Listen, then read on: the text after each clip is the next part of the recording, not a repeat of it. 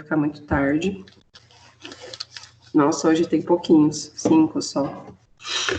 E hoje a gente vai falar de 2 assuntos. Vocês não vieram, né, na aula passada para ver a correção da prova. Então, hoje a gente já segue com PNPPIC e a Política Nacional de Segurança do Paciente, tá bom? Eu vou projetar a tela aqui para vocês verem e a gente começa.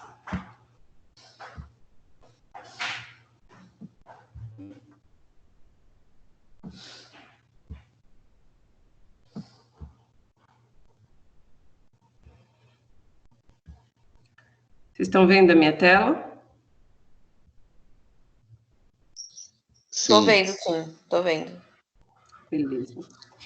Então, assim, dos princípios que estão relacionados ao cuidado em saúde do SUS é a Política Nacional de Práticas Integrativas e Complementares, tá?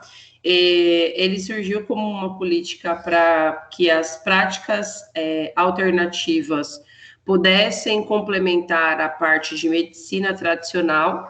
Ela veio com força e ganhou uma grande amplitude, principalmente nas áreas de atenção básica, tá? Então, ao longo da aula, vocês vão ver que tem bastante coisa que vocês conhecem, já ouviram falar, né? E acharam, como alguns alunos já citaram em algumas outras aulas que eu dei sobre isso, que isso era invenção ou algum outro tipo de modismo da própria unidade de saúde, mas não, tá? Isso é uma normativa que foi aceitada aceita e portariada pelo Ministério da Saúde, tá?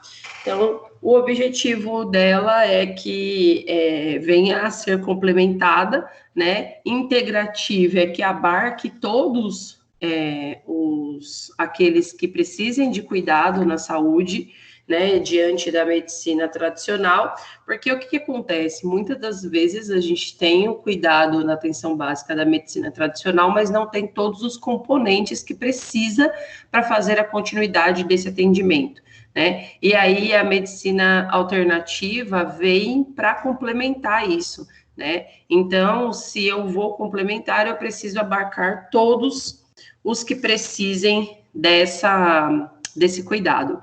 E aí, WHO é a OMS, é a sigla de OMS em inglês, tá? Ela vem definir, peraí que eu preciso diminuir a tela aqui para ter alguém preso no lobby. Ele define como a soma total do conhecimento, habilidades e práticas baseadas nas teorias e crenças,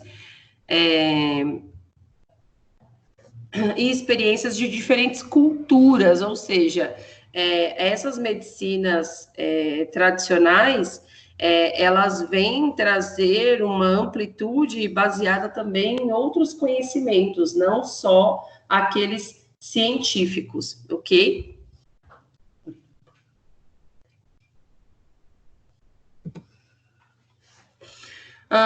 Tem uma ampla variedade de terapia, tá certo? E aí, o trabalho não é engessado, tá? Então, eu posso tá visualizando um melhor esquema de estratégia para minha unidade de saúde, isso vai de acordo com o gestor, tá? De acordo com qual é o meu perfil epidemiológico, tá? Então, as unidades de estratégia de saúde da família, elas todas, dependendo da região, elas têm um perfil epidemiológico bem diferenciado, não tem como você equiparar, até mesmo no mesmo município, né? Pegar aquela regionalidade central e comparar com aquela de periferia. Eles têm perfis diferentes, né? E aí eu faço uma diversidade dessas práticas em saúde, com abordagens diferentes, né? E isso vai ser relacionado à base com relação a terapias espirituais, técnicas manuais, exercícios, né? E ele visa a prática que eu sempre vou consolidar e vou bater nessa tecla muito com vocês, é a questão de fazer preponderar a proteção à saúde, né, para que a cura não seja tão onerosa assim, né? Então, a proteção, a promoção à saúde seja bem vinculada e fortemente estabelecida, né? Ela está, sim, na verdade, a prática da medicina tradicional, ela é utilizada há muitos anos, né? Só que ela não, pelos seres humanos e tal, até pela história da humanidade, só que ela não era tão difundida de forma científica assim, ok? E aí, só depois que ela foi estudada como forma científica ao redor do mundo, que ela foi chamada de medicina tradicional. Tá bom? Aí, ao longo do tempo, ela era associada à forma empírica de tratamento aos seres humanos, né? E aí, espera só um minutinho, deixa eu soltar alguém aqui no lobby. A Yasmin que tá presa.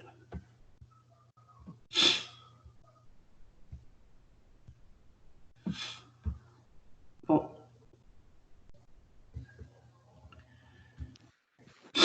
E aí, em alguns países onde você tem a medicina alopática, né? A alopática é diferente da medicina que faz práticas curativas à base de medicamentos que a gente usa de formas farmacêuticas comuns, né? Então, o alopático é de medicina alternativa, por exemplo, tá? Então, ele veio fazer parte dessa consolidação, né? A medicina alopática veio consolidar a uma das práticas de medicina alternativa, ok?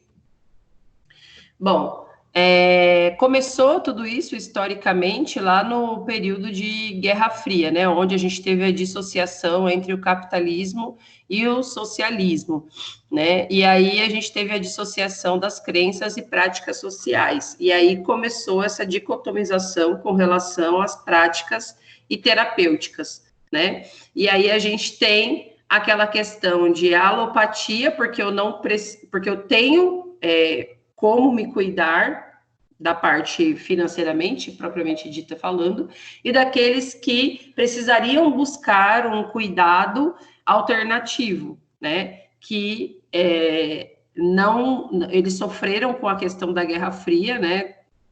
Deixa eu tirar a Cíntia do lobby, João, Andrew e a Karine. Peraí.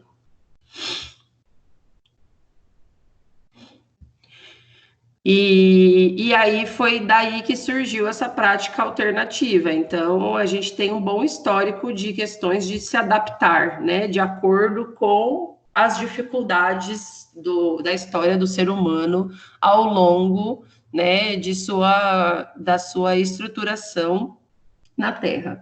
Então, é antigo isso, porém a portaria não é tão antiga assim, vocês vão ver, tá bom?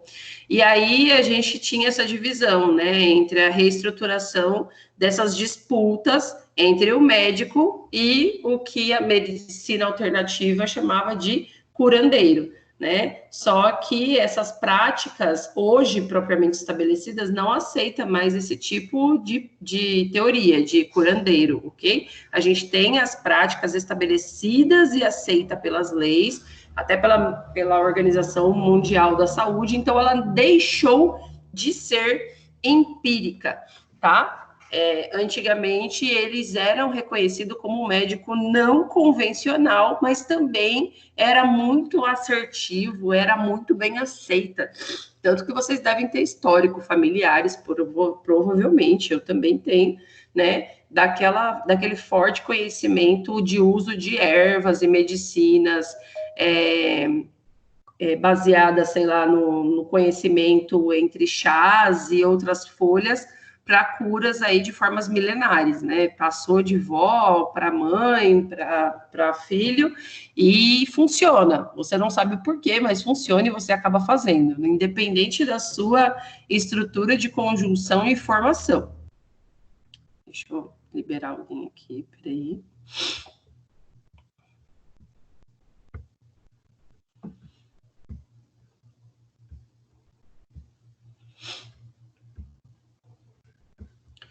Bom, a gente tinha uma dificuldade com relação à implantação dessa medicina alternativa com relação à medicina tradicional, porque ela era muito julgada por ser um ceticismo desinformado, né? Era também baseada no entusiasmo sem crítica, né? Não tinha conhecimento científico, era muito empírico, né? É até o que hoje, prevalentemente, a gente escuta de famílias, né? Tô ruim do estômago, toma chá de boldo. Por quê? Não sei, toma, porque faz bem, né? A avó tomava, a mãe da minha mãe tomava, e todo mundo tem uma plantinha de boldo lá no quintal. É ruim, mas faz bem, né? Era um ceticismo desinformado, mas fazia bem no final de tudo.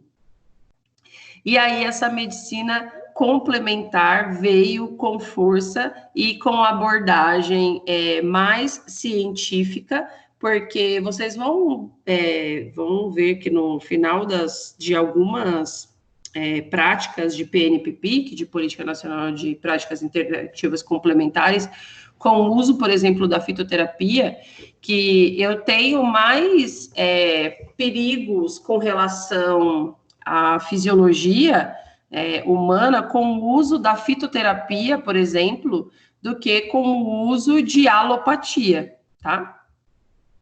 Depois eu falo melhor sobre isso com vocês.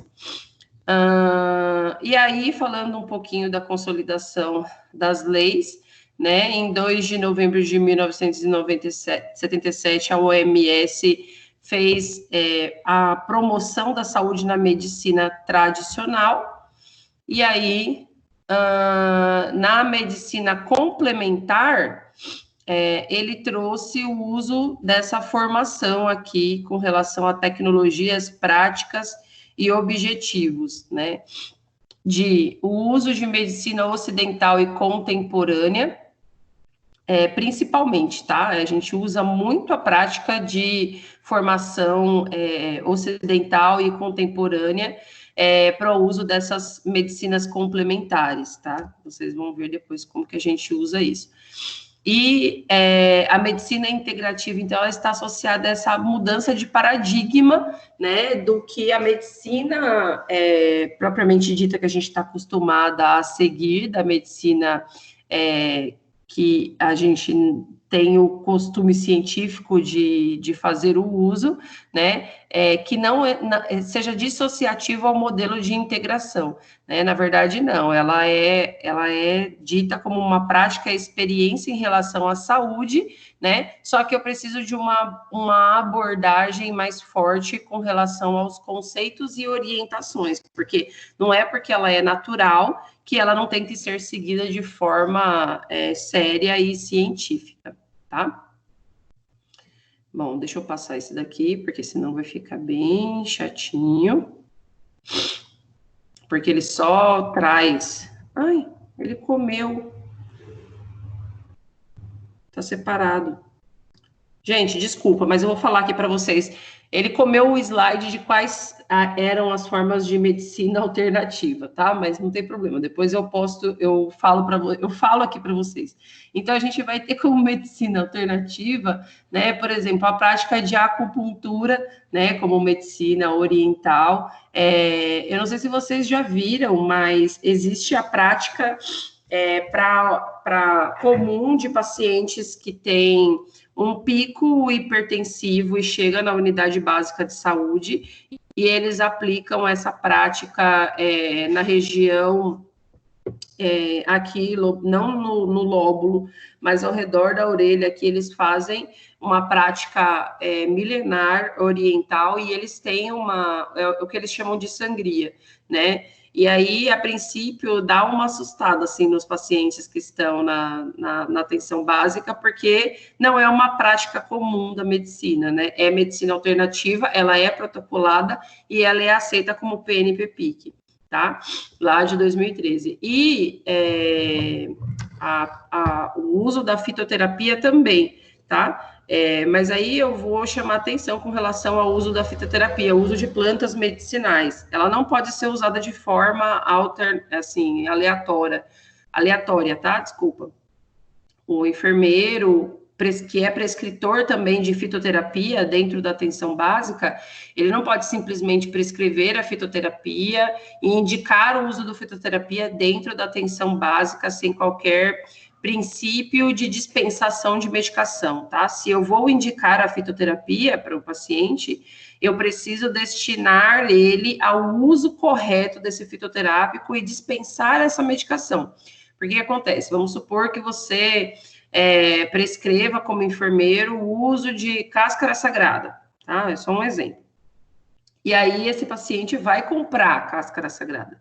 Você não tem ideia da onde ele vai comprar, se essa cáscara sagrada foi estratificada de forma, cultivada de forma correta, se ela foi seca de forma de exicatas de forma correta, né, se ela foi embalada, enfim, se ela seguiu todas as normativas de forma correta. Então, logo, você não tem como ter certeza se o paciente vai ter uma terapêutica eficaz. Então, no ramo da fitoterapia, existiu o que a gente chama de um projeto chamado Farmácia Viva, que ele é forte há 20 anos, tá? Ele foi difundido lá na região Nordeste, né, consolidado como práticas integrativas em saúde, como o PNPPIC também, né, lá desde 2006, e aí, só que ele ganhou grandes forças na região Nordeste. Então, o projeto Farmácia Viva, ele compreende que eu preciso dar subsídio para que esse paciente tenha acesso à fitoterapia, e aí eu vou prescrever e eu vou subsidiar essa medicação também, até para dar a certeza de que ele vai tomar, né, o fitoterápico, vai fazer o uso do fitoterápico de forma correta, porque aí eu tenho uso entre chás, medicação, uso tópico, xaropes, tudo que existe na área de medicina tradicional, eu vou ter também na medicina alternativa com o uso do fitoterápico, desde que eu faça dispensação desta, tá? Eu não posso simplesmente chegar lá e falar, então hoje você vai tomar o chá da camomila. Você sabe lá quanto tempo foi extraída essa camomila, se ela realmente vai fazer efeito, né? Então, você só pode fazer uso se isso for protocolado diante do Ministério e você tiver a Farmácia Viva disponível para fazer essa dispensação. E aí, existe 3 modelos de Farmácia Viva. Farmácia Viva tipo 1, 2 e 3, tá? Então, Farmácia Viva tipo 1 é onde você planta, a 2 é onde tem o cultivo, e a 3 é onde você prepara, tá, tudo isso. E aí, depois você tem a distribuição delas nas regionalidades das unidades básicas de saúde, ou seja, no mesmo local onde vocês vão ter a dispensação de medicamentos alopáticos, que são as medicações comuns, né, Captopril, AS, tudo, você tem um estoque com relação aos fitoterápicos, ok?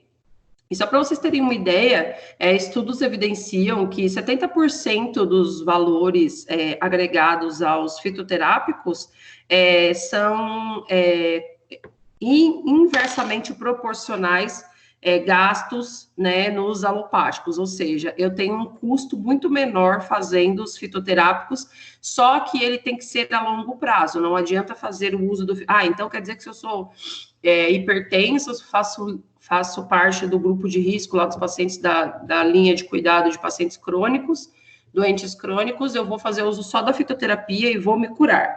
Não, não é assim, é o uso da fitoterapia como medicina alternativa da Política Nacional de Práticas Integrativas Complementares, ela é muito forte, ela é muito aceita e compreendida, porém, ela é a longo prazo, ela é curativa sim, mas ela é a longo prazo, então, não tem como o paciente chegar já em sinais críticos de doença e já ser inserido, tá? Tem que ser...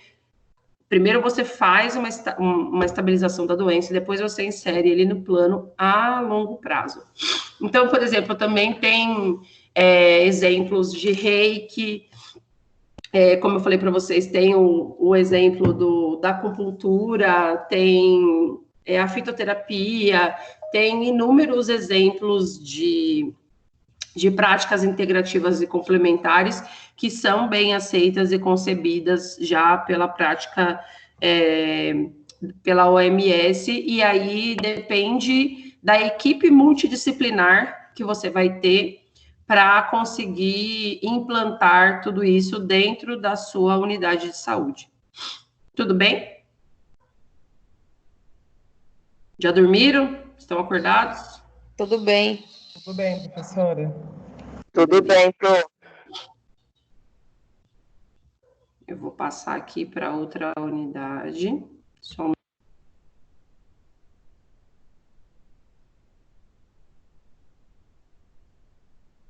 Tô aqui.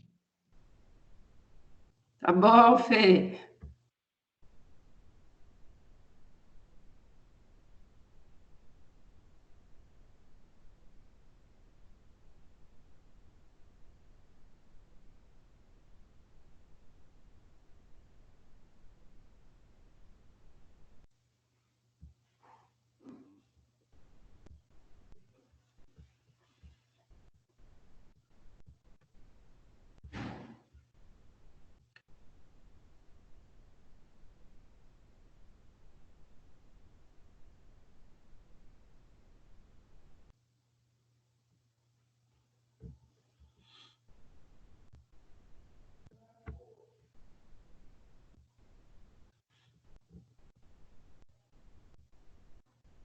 Vocês estão vendo a tela de Rede Sentinela e a Política Nacional de Segurança...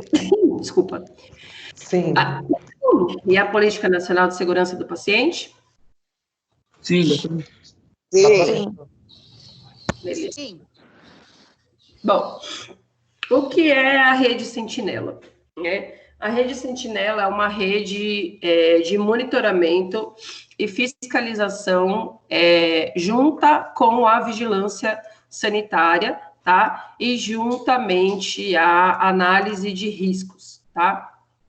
E aí vocês vão ver ao longo da aula que tudo isso tem a ver com a segurança do paciente, né? É uma rede muito consolidada e tem feito grandes adequações no que tange aí a segurança do paciente, tá? Vocês já devem ter visto no portal de vocês que eu coloquei um site, quando eu projetei essa aula para vocês, chamado Notivisa, né? E esse Notivisa é um site que faz um registro online de eventos adversos e queixas técnicas com relação aos produtos e sujeitos de vigilância sanitária. E aí, eu tenho uma relação de confiabilidade entre as equipes de saúde, entre os locais de saúde, né, e a vigilância que pode estar vendo um pouco mais de perto o que está acontecendo com relação a esses eventos adversos à saúde, né, dentro dos ambientes hospitalares. Então, isso é tipo um dedo duro, né? Acontecem os erros e eu vou lá e delato. Não, na verdade, não é bem isso. A questão é que eu preciso ter um canal de comunicação com a vigilância para que eu oferte as informações de forma qualificada, né? Para que ela monitore tudo o que está acontecendo com relação a práticas que poderiam acontecer, né? Ou que já aconteceram com relação a trazer a dificuldade de interagir com a prática de segurança do paciente propriamente dito, tá? Essa estratégia, né, está consolidada com a promoção e a proteção à saúde, tá? Então, ela está consolidada com as leis do SUS e diretamente ligada com a Anvisa, como eu já falei para vocês, né? Ela surgiu com a necessidade de viabilizar um canal de comunicação, né, de queixas e normas técnicas relacionadas aos produtos e que estão inerentes aos cuidados à saúde, né, e fazer esse registro de forma mais prática e menos burocratizada, tá? Então, ela é portariada através das notificações, tá? Que vocês estão vendo aí um monte de leis na tela de vocês. Então, essa propriamente dita que a gente está falando hoje, que é a da Política Nacional de Segurança do Paciente, ela surgiu em 2013. É super nova, tá? Nasceu ontem, praticamente. Então, quando você fala sobre serviços e qualidades em saúde, quando eu falei para vocês lá em Dona Bédia, lá na aula de tópicos, eu citei isso aqui, o Programa Nacional de Segurança do Paciente, e ele está consolidado com a Anvisa. Vejam que na aula de Dona Bédia, em tópicos, a gente fala sobre a Organização Nacional de Acreditação, sobre ONA, só que a Política Nacional de Segurança do Paciente está consolidada com outras portarias ministeriais também, como essa da Rede Sentinela, tá? E aí, essa rede, ela faz uma interface com relação ao SUS para gerir esses riscos sanitários que estão alinhados ao cuidado da saúde, né? Que aí a pessoa que está vivenciando a prática com o paciente, né? Nós que estamos linha de frente com o paciente, temos alguns dificultores, né? E aí precisamos notificar isso, porque senão passa batido, né? Tipo, aconteceu um evento adverso. E aí, o que eu faço? Né? Crio só mais uma forma de notificar e engaveto isso? Não, né? Eu preciso notificar algum órgão que seja ministerial e esteja diretamente ligado com estruturas sólidas e não só departamentais relacionadas à parte financeira, ou seja, a Anvisa é uma dessas áreas, tá certo? E aí eu faço essa queixa técnica para que ela seja vistoriada de perto, tá? Então, o que acontece? Eu tenho um evento adverso. O que é esse evento adverso? É qualquer dificuldade ou, propriamente dita, um dano que eu tenha causado de forma intencional ou não ao paciente que esteja relacionado a produtos da saúde, né? Então, eu tenho queixas técnicas com produtos relacionados ao cuidado. Então, medicação, produtos como agulha, seringa, equipamentos, tá? Isso vai estar de acordo com a farmacovigilância, ok? E aí, a vigilância, ela faz uma questão de identificar os riscos, analisar os riscos e trata esses riscos também. Se vocês já atuam na área da saúde, vocês já devem ter visto que em algum momento, algumas unidades, elas triam o próprio evento adverso, ou seja, vocês podem qualificar e quantificar esses eventos adversos, né? Só que de forma diferenciada.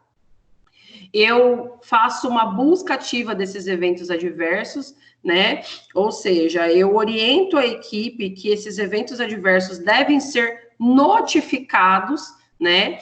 E através de uma equipe chamada gerenciamento de risco, e aí isso tem que ser promulgado de forma não punitiva, né? Então, por exemplo, um dos eventos adversos estão relacionado à queda do paciente, tá? E aí a equipe multi tem um mega receio disso, né? Poxa, eu vou ter que notificar que o paciente caiu, mas aí eles vão cair matando em cima de mim, né? Porque foi no meu plantão, foi comigo, né? E aí existem aqueles pacientes que têm o TCE grave e existem aqueles pacientes que não tem nada, né? Levanta, né? E simplesmente continua a vida. Mas eu tenho que notificar, sim, né? Para dar até uma verificada com relação ao que eu posso fazer de práticas consolidadas, né, para gerenciar esse risco, né, para ver o que aconteceu, e aí eu uso algumas ferramentas de gestão, como o 5W e 2Hs, por exemplo, vocês já devem ter ouvido falar dessa ferramenta de gestão, né, e aí eu verifico, eu estratifico quando aconteceu o erro, como aconteceu o erro, quem foram os principais envolvidos, e traço um plano de meta para que ele não aconteça mais, não é uma forma punitiva. Tanto que é uma prática comum que a gente desenvolva nas equipes que os eventos adversos sejam notificados, muitas vezes até sem mesmo você se identificar. Internamente, tá, gente? Eu não posso fazer isso no Notivisa, por exemplo.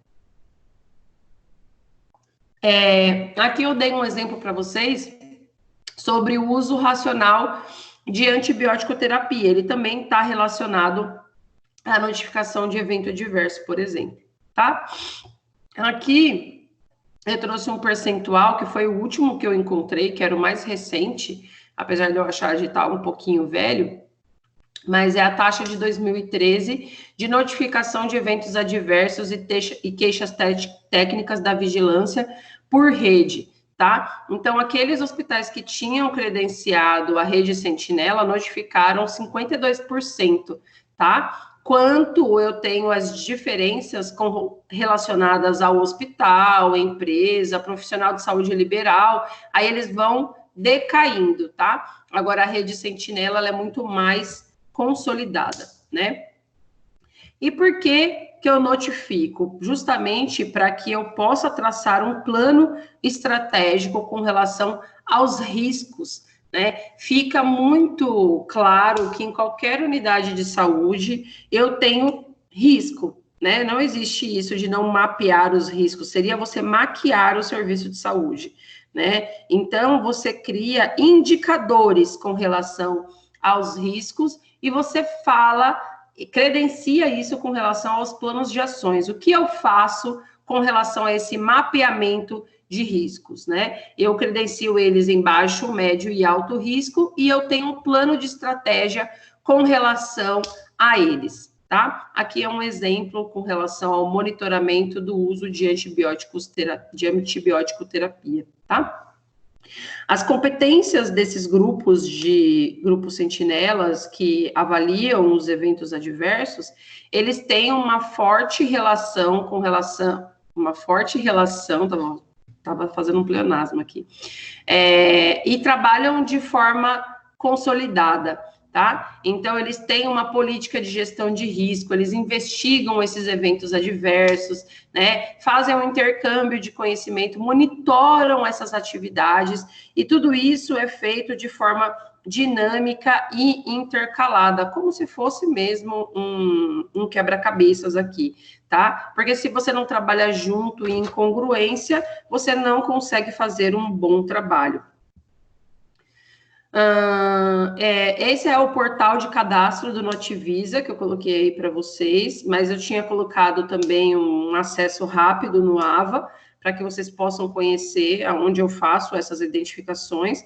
Então, lá tem queixas técnicas de etiologia farmacológica. Então, o que eu vou questionar? Por exemplo, tem aquele paciente que nunca teve alergia à dipirona, ok? E aí você medica ele com a dipirona e ele tem um processo alérgico, tem um rush cutâneo. Aí você vai lá, anota tudo, mas você acha estranho. Chega no próximo paciente e apresenta rush cutâneo também com a dipirona, que nunca teve alergia àquela dipirona. Aí já começa a levantar um ponto de questão. Será que é o lote, né? Então, você não vai precisar testar aquela dipirona em todos os pacientes para achar que tem algo errado. Você já faz uma notificação lá no Notivisa com relação à rastreabilidade medicamentosa. Pode ser que esse lote inteiro esteja comprometido, tá? Esse é o exemplo de farmacovigilância, né?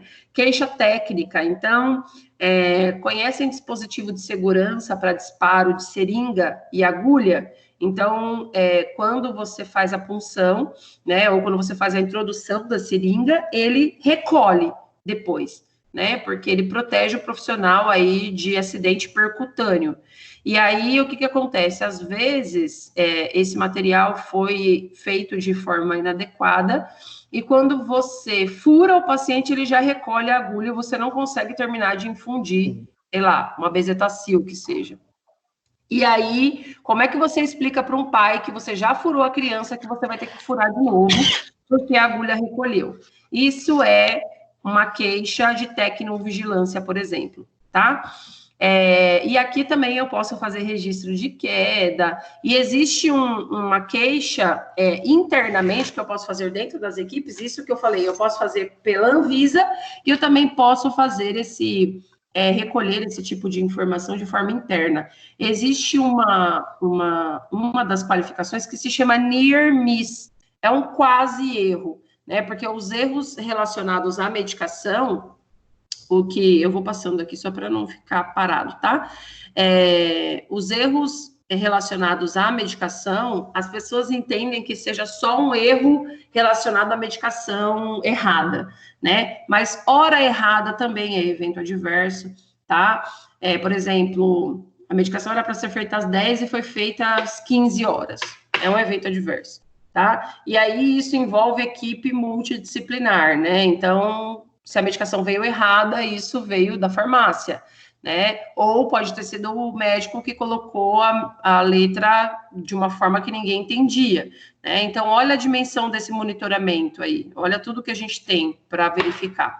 Tem a hemovigilância também, que tá? Hemo vem de sangue, né? É um fator que pode dar uma alteração muito grande hemodinamicamente falando dos pacientes que são transfundidos.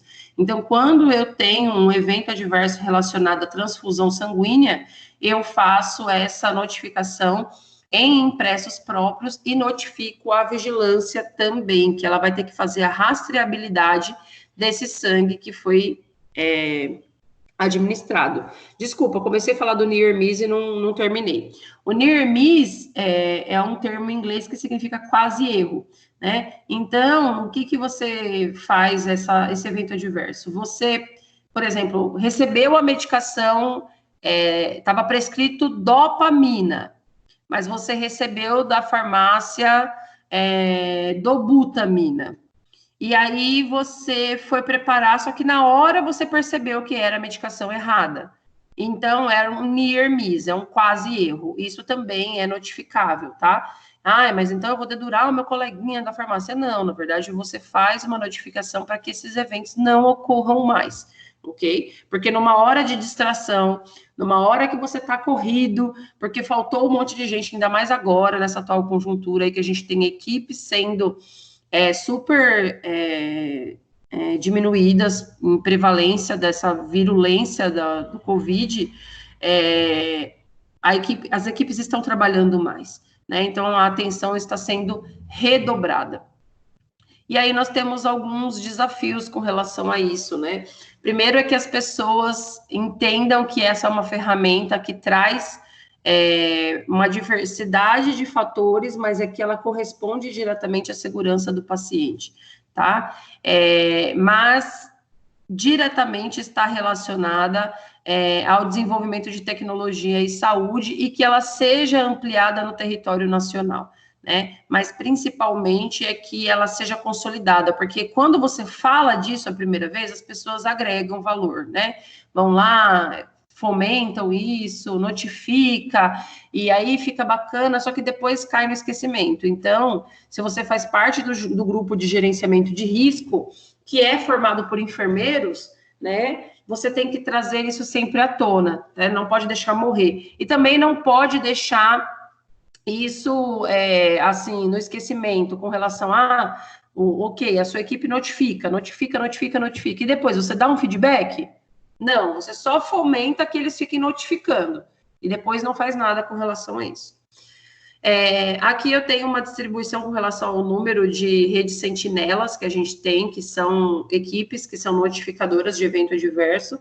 Olha, nas regiões mais afastadas, a gente tem uma dificuldade com relação ao entendimento do que a rede sentinela pode fazer com relação à segurança do paciente, né? E ele é bem forte aqui no estado de São Paulo, e isso é o estratificado de 2018, tá bom? Então, aqui um problema com relação à tecnovigilância é problema de bombas de infusão, por exemplo. Vocês sabem que bomba de infusão e enfermagem são opostos, né? Elas adoram apitar.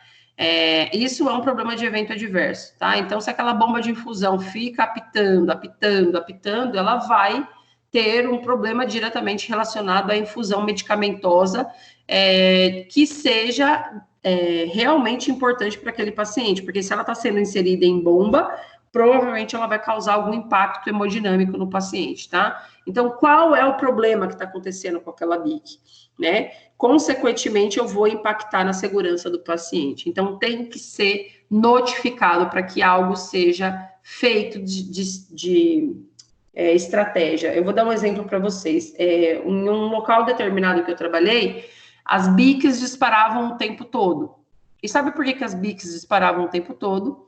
Porque a Secretaria de Saúde não tinha feito um consolidado de compras de equipos adaptados para aquelas bombas. Então, óbvio que as bombas iam apitar o tempo todo, né? Então, a gente conseguiu fazer com que esses eventos adversos crescessem de tanta notificação, né? Através do portal da Notivis, e eles viram que realmente isso ia impactar diretamente na segurança do paciente e negativamente ia trazer um coeficiente ruim para aquela secretaria. Tá? Então, eles acabaram adotando, fazendo a compra por forma de comodato, né, de novos equipos e bombas, e aí o paciente ficou seguro, tá? E aí, os eventos adversos e rede sentinela têm o paciente como foco, né, e as políticas e práticas são voltadas para a segurança do mesmo. Tudo bem, povo meu? Professora, eu só não entendi. Oi, Cíntia, pode falar. Cíntia não, Fernanda. Professora, eu só não entendi da agulha do bebê lá que a senhora falou que ela retrai, é isso? É assim, Fê. Você não é profissional da saúde, é? Eu sou. Tá. Você já trabalhou com dispositivo de segurança? Dispositivo de segurança. Aquelas agulhas que quando você faz, depois que você faz a infusão, ela recolhe? Ah, tá, sei. Então, o que acontece? Às vezes acontece até eu vou usar um lápis para o pessoal que não é da área entender. Existem uns dispositivos que são de segurança, né? Então, depois que eles já vêm preparados para que o paciente, para que o profissional da saúde não sofra com acidentes percutâneos. E eu não aumente o índice dessa variável aí de acidentes percutâneos, ok?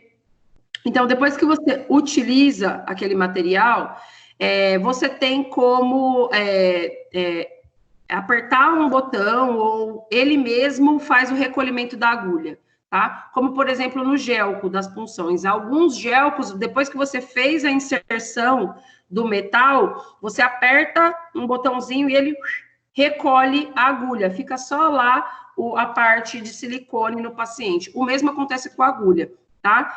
E aí, o que acontece? Em algumas circunstâncias, aquele lote vem comprometido. E aí você fura a criança e não terminou de fazer a infusão e a agulha recolhe. E aí você vai explicar o quê, papai? Que vai ter que furar de novo. E aí aquela criança... é verdade. Entendeu? E aí isso é um evento adverso de tecnovigilância. Entendi. Entendeu?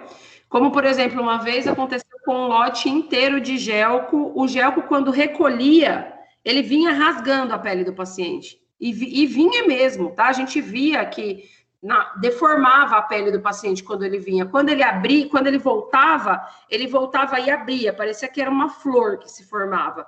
Quando ele voltava em forma de gartilho, ele abria. Então, ele abria e deflagrava um processo de deformidade de toda a luz do vaso do paciente. Tá? Esse eu cheguei a ver. Ah, é? Nossa, gente, era uma coisa mais horrível do mundo. E aí, como é que você explica para o paciente que você acabou de puncionar ele e você vai ter que pegar outra punção, né? Então, esse lote inteiro tem que ser recolhido. E aí, olha só a dificuldade que você tem. A empresa que você fez uma parceria com relação... e essas empresas não é assim, se você vai lá e compra, não. Você faz uma associação a longo prazo com elas, principalmente no SUS. No SUS é feito consolidação com relação a 1 ano de contrato, tá? E aí você recebe 1 ano de contrato para trabalhar com esse lote que está comprometido. É difícil você chegar na empresa e falar assim, olha, recolhe todos esses lotes, porque está rasgando a pele do paciente. A empresa vai falar, não, é sua equipe que não está sabendo trabalhar, tá? Então, a gente tem uma esfera maior do que isso, que é a Anvisa. Então, uma vez que você faz...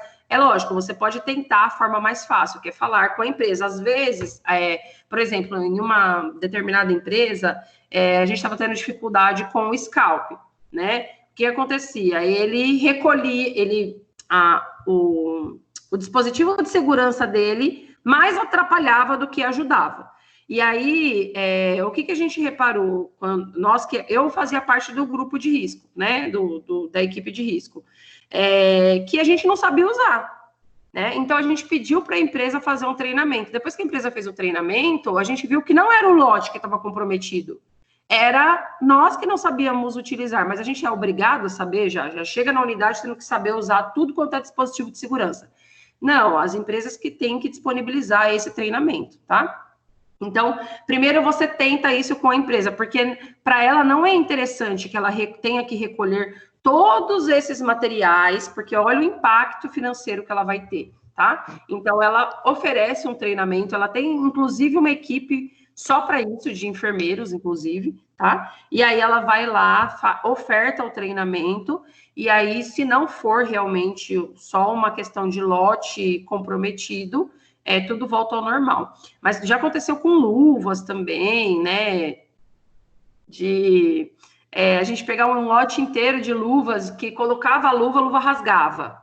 De cada 3 luvas que você calçava, só uma que era funcional, o resto rasgava tudo. Quer dizer, isso compromete hora de enfermagem, né? Imagina, cada vez que eu vou calçar uma luva, rasga 3. É horrível, né? Você fica perdendo tempo ali. É o que mais tem. Além de você perder tempo, você fica com receio, né? E se quando eu estiver manipulando o paciente, a luva rasgar? E aí é onde acontece aquele paciente colocar o funcionário coloca 2 luvas para trabalhar. Então... Tem situação que é super chata, né, Pro? Porque, assim, eu já peguei scalp, o caninho dele várias vezes furado. Aí você vai, funciona o paciente e começa a jorrar sangue no paciente. Nossa, é constrangedor, assim, sabe? Eles acham que é alguma coisa errada que você tá fazendo também. É exatamente isso. Então, e aí é para isso que servem os eventos adversos. Aí entra em tecnovigilância, porque aí tem uma diferença: farmacovigilância, tecnovigilância. Farmacovigilância é tudo relacionado a eventos adversos com medicação, e tecnovigilância é tudo que está relacionado a produtos, equipamentos e equipamentos de origem hospitalar. Então, seringa, gel, scalp, bomba de infusão, tudo que você utiliza que não está fazendo o seu trabalho. E aí é exatamente isso, Cíntia. A gente fica... O paciente que está recebendo a terapêutica fica te olhando com aquela cara de você não sabe usar isso, não? Né? E aí, na verdade, é o lote inteiro que está comprometido e você tem que fazer alguma coisa sobre isso. Então, a Anvisa é o órgão que faz essa interface e assegura você com relação a isso, né? E como eu disse, em algumas estratégias de redes que são sentinela já, eles têm essa consolidação já com segurança do paciente e tem os grupos de risco, né? De gerenciamento de risco. Então, eles estratificam isso, já fazem uma consolidação. Eu até coloquei uma ficha de evento adverso para vocês no AVA, para vocês verem como que tem lá. Então, tem evento adverso relacionado à queda, à farmacovigilância, tecnovigilância, LPP também é um evento adverso, tá? Então, o paciente internou, pele íntegra, e aí abriu uma lesão por pressão. Isso é evento adverso. Não é para acontecer isso dentro dos cuidados de saúde, tá? Precisa notificar. Por que precisa notificar? Eu preciso criar planos de ação para melhoria disso. Vou dar um exemplo também do que aconteceu com essas relações de rede sentinela e evento adverso. UPA foi feita para funcionar dentro do que tange a portaria ministerial, que o paciente precisa ficar 24 horas de observação e depois ser direcionado às unidades de retaguarda, né? Só que é isso que acontece? Não, né? O paciente fica lá 1 semana, 1 mês internado. Só que a UPA não está preparada para isso. E o que acontece? Eu tenho uma proporcionalidade de lesão por pressão alta dentro das unidades de pronto atendimento. E aí, o que aconteceu? A gente começou a fazer um estudo com relação a isso. Porque eu tinha um alto índice de lesão por pressão, porque mas isso é coeficiente de enfermagem também. Você não fez a mudança de decúbito. Concordo. Só que eu também não tenho equipamento para isso adequado. O colchão não é preparado para isso. Não tenho colchão piramidal. Cama não é adequada para isso. Então, eu preciso adequar o meu local de trabalho para que os eventos adversos também não sejam tão elevados, tá? Não é a culpa só do profissional de saúde. E aí, através desse levantamento, a gente conseguiu comprar colchão piramidal, conseguiu adequar o colchão da unidade, propriamente dito, ele foi reestruturado, porque aquele colchão era para passar 24 horas, e não um mês, tá? O paciente, quando levantava para ir para o banho de aspersão, aqueles que deambulavam, ficava com o formato do paciente desse tamanhozinho. Então, ele acabava sendo um precursor aí da lesão por pressão. Para vocês verem como o grupo de risco, o grupo sentinela faz uma força, tá? Perda de catéteres também é um evento adverso, então, sonda nasointeral, sonda vesical de demora, catéteres também, tá? É evento adverso. Que mais que eu tenho? Queda, que eu já falei, ok? Tudo isso eu posso notificar como evento adverso e no Notivisa, como eu coloquei lá o site, vocês podem identificar que tem essas três principais, farmacovigilância, tecnovigilância e hemovigilância também. Certo? Certo. Certo. Eu vou... Hoje a gente encerra um pouquinho mais cedo, até para dar tempo de vocês fazerem uma atividade que eu vou postar. Daqui a pouco eu mando o link para vocês, tanto posto no AVA, quanto vou mandar pela representante. E aí vale 500 pontos. Então, fiquem atentos aí para o prazo, tá? Para vocês não perderem o prazo para entregarem a atividade. E aí eu dou esse tempinho de finalização de aula para vocês executarem. Tudo bem? Vai colocar em que unidade, Pro? Olha, a gente deve estar agora na unidade 14, então provavelmente eu vou colocar na 15. Ok. Tá bom? E aí eu já coloco os slides de hoje e a aula gravada de hoje também. Tá certo, povo? Não esqueçam de acessar o AVA e não se esqueçam do prazo da atividade, tá bom? Senão vocês perdem a concordância lá e a pontuação. Beleza? Alguma dúvida de hoje? Não. Não? Atividade é para fazer hoje? Não, vocês podem fazer hoje. É que eu vou dar um tempinho justamente de hoje para que vocês possam executar. Daqui a pouco vocês vão receber o link, tá bom? Tá bom. Gente, um beijo grande, fiquem com Deus e bom descanso, tá bom? Beijo, tchau. Obrigada. Se cuidem. Obrigada, Pro. Bom dia. Bom dia, meu bem. Beijo, tchau. Tchau, fiquem com Deus. Tchau, Pro. Obrigada. Tchau, Pro. Obrigada a vocês.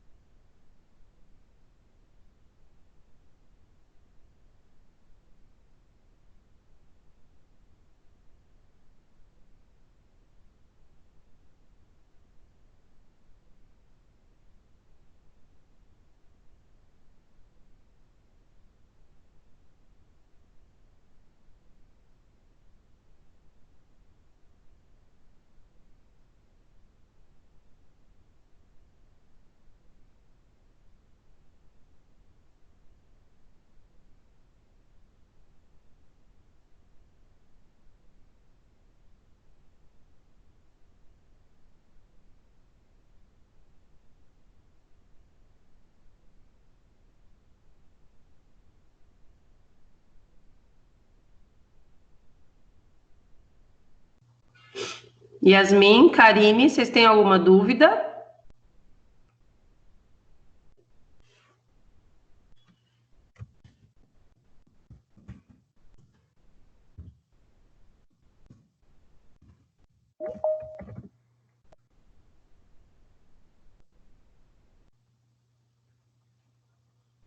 Karine, Yasmin.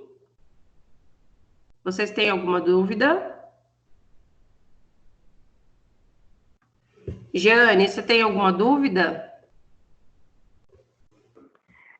Eu não estava conseguindo entrar na sala.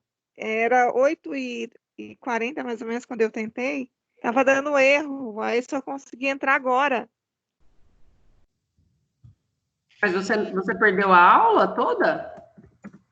Então, não apareceu meu nome aí, porque eu tentei entrar, era 8h40 e estava dando erro, aí eu reiniciei o telefone, não estava dando certo. Aí agora eu tentei e consegui entrar na sala. Foi isso que aconteceu. Eu ia até mandar mensagem, mandei mensagem no grupo, ia mandar mensagem para você também. Tá, não, tudo bem. Depois você assiste a aula gravada, então. Tá, eu ia até mandar uma mensagem depois para você, mas mandei no Não, grupo também. Eu vou deixar esse espaço agora para vocês tentarem fazer a atividade que eu vou mandar, porque o prazo de entrega vai ser para amanhã, tá bom? Tá, obrigada. Obrigada a você.